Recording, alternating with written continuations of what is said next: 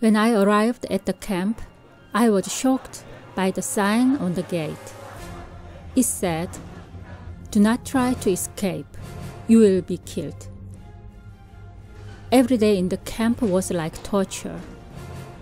We had to get up at 5 o'clock. First, the guards counted us. We received only a few spoons of rice as breakfast. Then we had to walk outside the camp to walk on the land.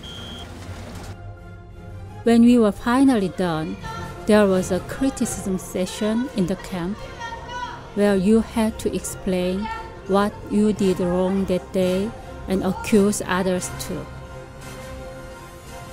After we ate a little bit, there was a long session of ideological training. It was so hard to stay awake. At 10, we finally could go to bed. I often felt afraid and alone in the camp. I prayed to God that He helped me survive. I prayed for the opportunity to one day tell my story about this camp and God's work in North Korea.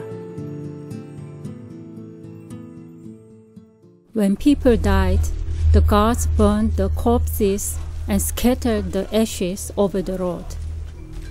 We walked that road every day, and each time I thought, one day the other prisoners will walk over me.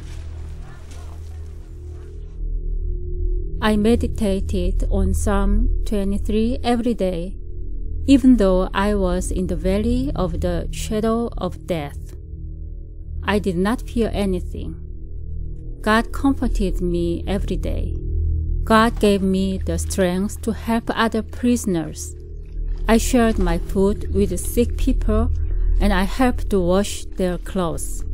God even encouraged me to tell some prisoners about Him. 5 people came to faith, and we held secret gatherings in toilets and other hidden places.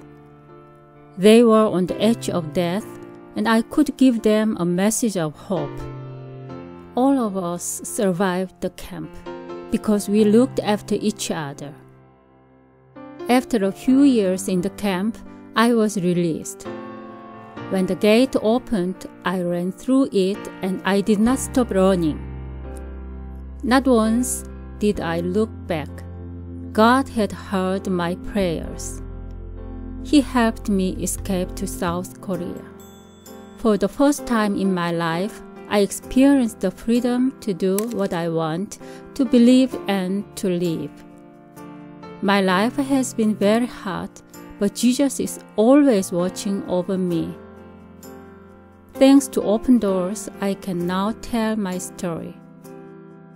Please pray for the prisoners in North Korea and the Christians who are not free to worship Him and risk their lives every day.